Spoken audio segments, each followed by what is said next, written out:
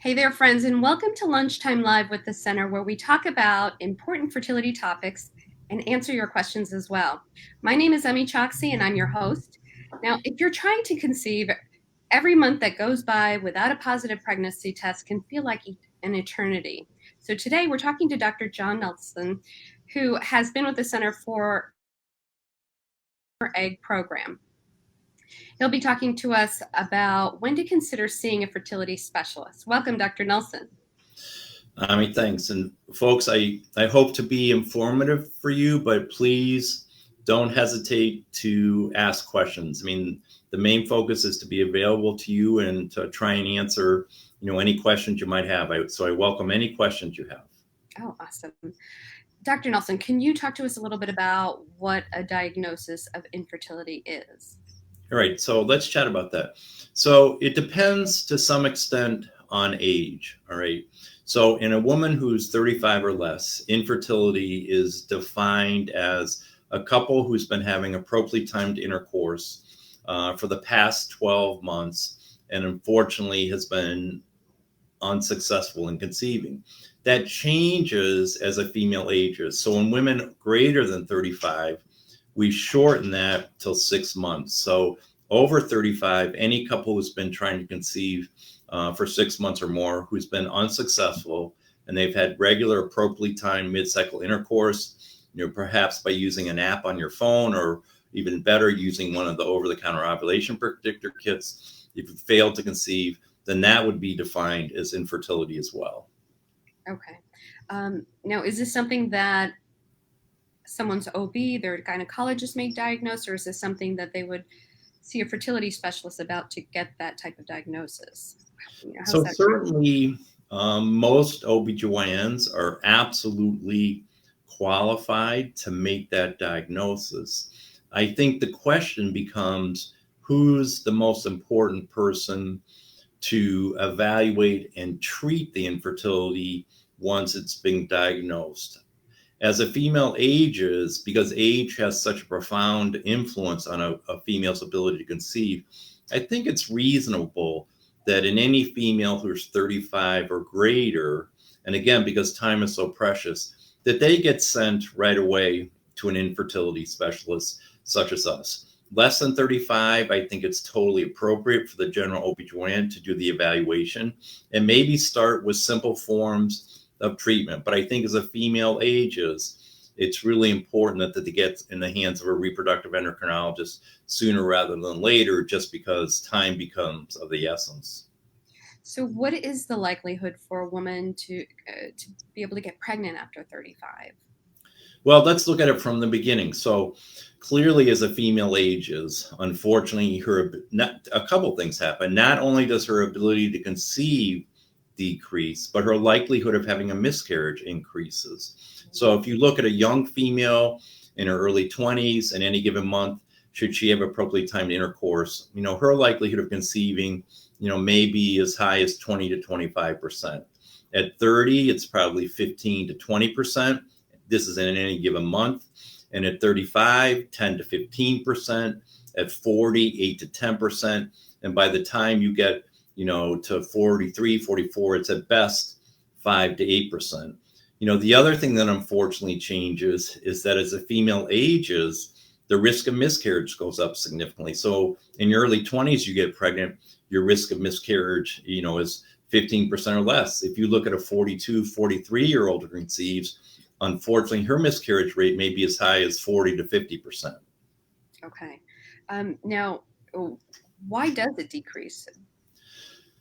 That's a great question. So it's sort of a confusing concept, but to simplify it, it's because as a female ages, and it's purely related to maternal age, not paternal age, the percentage of embryos that are created either naturally or through IVF, an increasing number of them have an abnormal number of chromosomes present. They're missing a chromosome, or they have an extra chromosome. Mm-hmm. And what happens to those embryos is typically they don't implant, or if they do implant, there's an increased risk of miscarriage. So you can totally explain the decreased ability to conceive as a female ages, and the increased likelihood of miscarriage to an increasing incidence of an embryo being abnormal, either spontaneously conceived or through IVF. And just to give you an example of that, so Down syndrome, that's actually an extra copy of chromosome 21. So it's what we refer to as trisomy 21. The incidence of that at 35 is 1 in 300. At 40, it's 1 in 100. At 45, it's 1 in 33. But that's just one of many chromosomes that can be involved in what we call aneuploidy, meaning there's a missing chromosome or there's an extra chromosome. Now, you said that the number of eggs decreases as you age. Is that correct? Can a woman's body generate new eggs? No, unfortunately, unlike males, a female is born with all the eggs she'll ever have. It's kind of a scary concept. When you're born, you have probably over 300,000 eggs, all right? But as you age, every month, you're losing eggs, all right?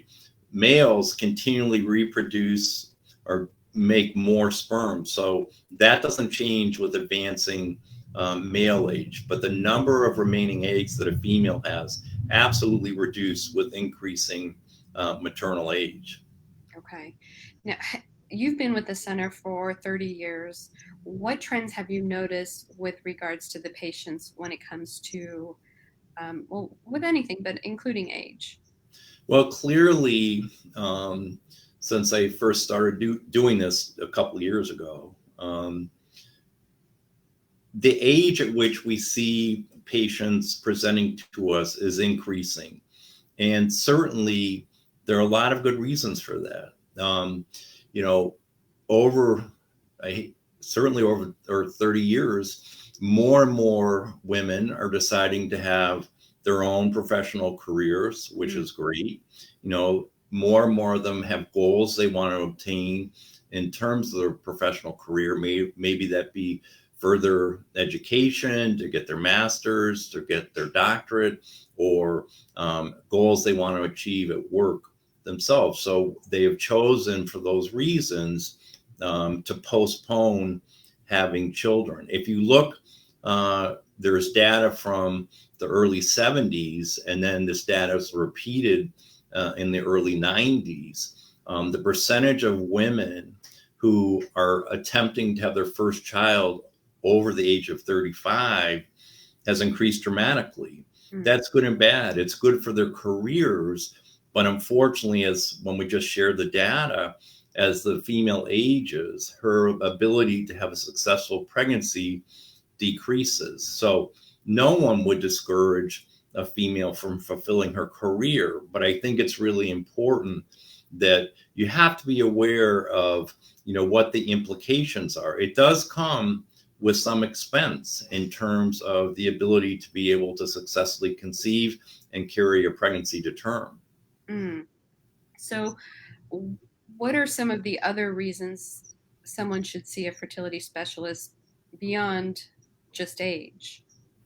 Well, certainly if there has been identified, regardless of age, if there has been identified an etiology for their infertility. So, for example, if the spouse, the male partner, has been identified to have an abnormal sperm count, low sperm count, those sort of issues, that would be a reason to be seen earlier rather than later, because their likelihood of conceiving is decreased.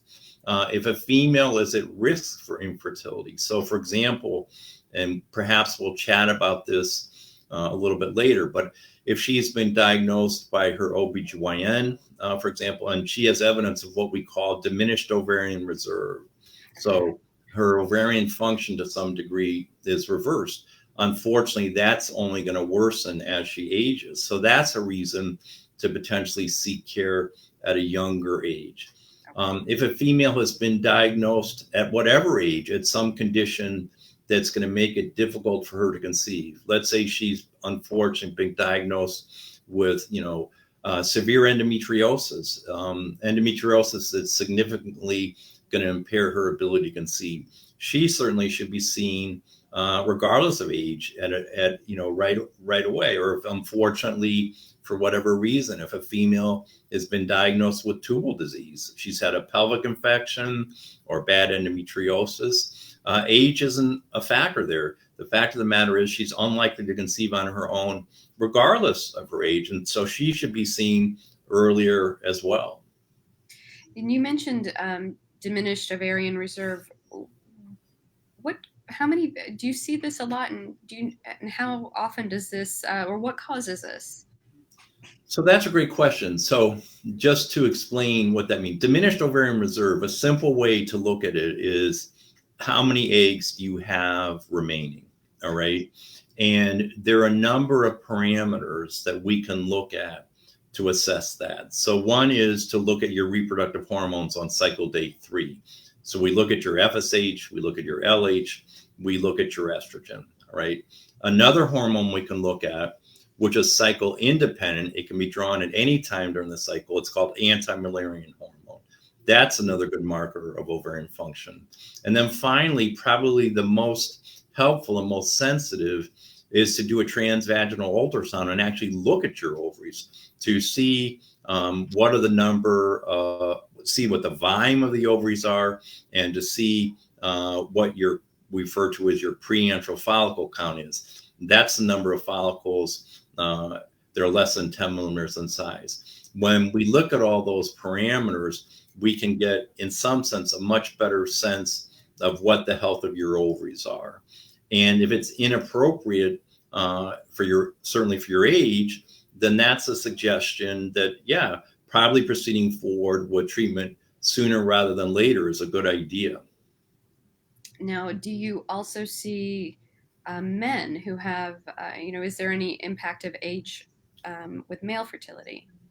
That's a great question. So when you look at males, certainly as a male ages, sperm parameters do decrease, but they don't fall out of the normal range. All right. So you may see that a male's count may decrease somewhat, motility may decrease somewhat, but in general, they stay in normal ranges. So as males age, the ability of them to produce a successful pregnancy really doesn't decrease. The only thing that we're aware of is that when males enter for example, their 50s and 60s, there is some evidence. It's very, very small increase, but there's a very, very small suggestion that it may increase the risk of autism in the offspring. Okay. But that's in males who are, 50s, 60s, much, much older than I am. Okay. And, when someone wants to come to the center or has been trying for 6 to 12 months, do they need a referral from an OB or another doctor to come to the center? No, absolutely. Someone does not need a referral. I mean, the majority of patients that we see are referred by their general OB/GYN, or in some cases by their family practitioner or their general practitioner. But absolutely, no, you don't have to be referred by another physician to see us. If it's something that you're concerned about, then absolutely, you can make an appointment on your own. You don't have to be referred by someone else. Okay.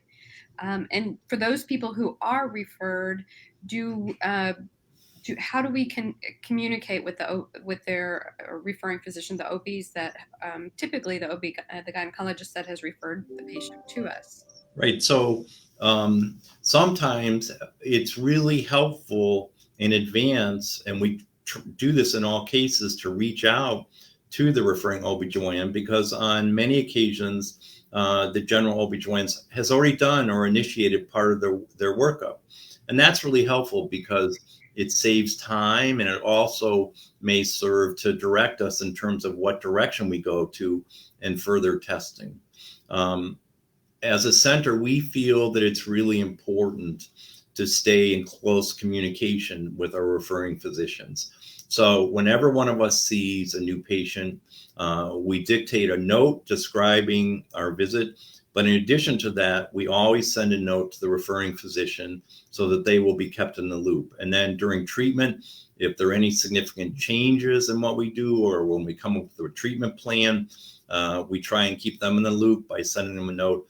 And then, once we're hopefully successful in having someone get pregnant, then we send a follow-up letter so they know exactly how the patient conceived, what treatment modalities were utilized, when are they expected to conceive, and if there's any special things we think the general OBGYN should be on the lookout in terms of the pregnancy. For example, one thing that's been associated with difficulties in pregnancy is thyroid dysfunction. So if we diagnose a patient as having an underactive thyroid and we place them on thyroid replacement therapy, we'll share that with the OBGYN and say, hey, during the pregnancy, you need to follow your patient's thyroid function very closely. Here's the current dose they're on, and here's the level of their TSH, the hormone that we monitor for hypothyroidism. Here's what we recommend that you maintain that level at throughout the gestation to try and ensure a healthy pregnancy. Okay. So if someone is under 35, the recommendation is 6 months, and if they're over 35, it's 12 months. Sorry, the other way around. Yeah. So if they're under 35, the recommendation is a year. If they're over 35, the recommendation is to come see a specialist after 6 months, correct? Correct. Okay. So, and if there are and then there are some medical reasons as well that could suggest coming to a fertility specialist. Right. I mean, there could be a number of factors that, regardless of age, would say, no need to wait. Come see us right away, which I sort of went, low, very low sperm counts or no sperm, or, evidence of decreased ovarian function. If someone is not getting periods on a regular basis, and they're not ovulating, obviously they can't get pregnant spontaneously.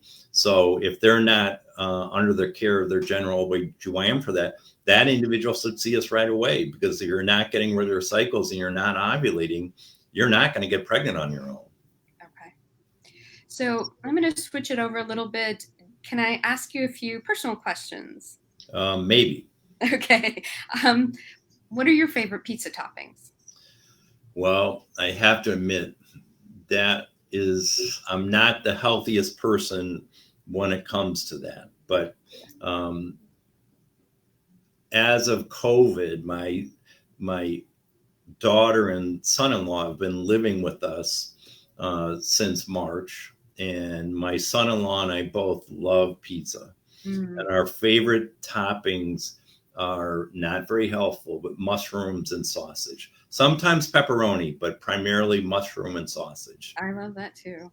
So coffee or tea? Coffee, but only decaf. I do have one major weakness that you should all stay away from, because it's absolutely not good for your health. I don't know if you can see this, but it's Diet Coke.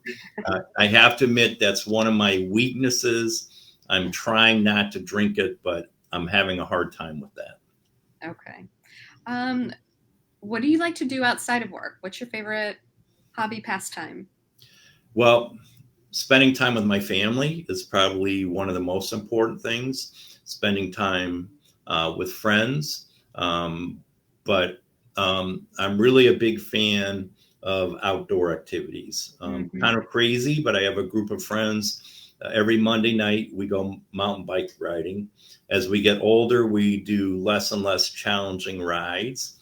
But I love to do that. Love to go mountain climbing. I have another group of friends that at least once or twice a year we go up to the White Mountains and go mountain climbing. I love to ski. Unfortunately, with climate change, snow is becoming not as prevalent, but I love to do that. Love to take nice jogs, nice walks, and love to bicycle ride.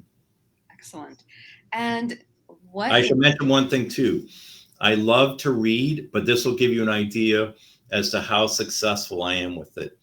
Typically, I accomplish reading one book a year. Okay. So not very good with that. I love reading, but I don't I listen to my books, so that helps Well, me. I Yeah. should start doing that. Yeah. What is the best piece of advice you've ever received or you've received? Well, probably one of the best pieces of advice I received was long, long time ago, but was from my father, which um, he always used to say. I had four siblings as well. He always used to say to us, never underestimate yourself and what you can do. Um, Always reach for the stars. All right. There's no crime in failing, but if you don't try, you'll never understand the heights that you can reach. So that's something I've tried to uh, teach to my children as well. Is always push yourself to try and be as good as you can, and to try and achieve as much as you can, both in your professional life and in your personal life. Don't be afraid of failing. You'll never know unless you try. That's great advice. I'm just going to look at the questions real quick. So we have some comments. Want to say thank you for everything you did for my husband and I to be able to have our little guy. Hopefully, I can bring him in for a meet and greet soon. Love to do that. Next, thanks to all the staff and Dr. Nulsen. Without them, we would not be expecting our twins. Thank you. And don't feel bad. I haven't read anything in more than a children's book in years. Meg, I love that. I love that comment. Thanks for that one. Yeah. All right. Dr. Nelson, thanks so much for joining us. One more thing. My husband and I will be forever grateful for you and your staff. Our miracle, Hannah, is 14 and a half. That's great. And the joy of our lives. One of the things I'd like to stress, and I know most of our patients clearly know this, the physicians would not be as successful as we are if we were not surrounded by such an amazing staff, whether that be our nurses, our medical assistants, our front desk people, our financial service representatives, the people who work in our IVF lab, the people who work in our andrology lab. Well, not so much for the nurses, but these are people behind the scenes that you frequently don't see. But they are really the ones who deserve the praise. They're the ones that make this happen on a daily basis. And I always think about whenever I have a successful patient who conceives, there was a huge team behind me that facilitated this process and made it happen. So I just want to say kudos for all the great staff that work with us and make what we do possible on an everyday basis. It's really a team effort for sure. So thank you so much for joining us today, Dr. Nelson. It was a pleasure speaking to you, and we'll be back next week for another lunchtime. Information as well as a calendar of events to support you and to help you feel connected. So see you next week.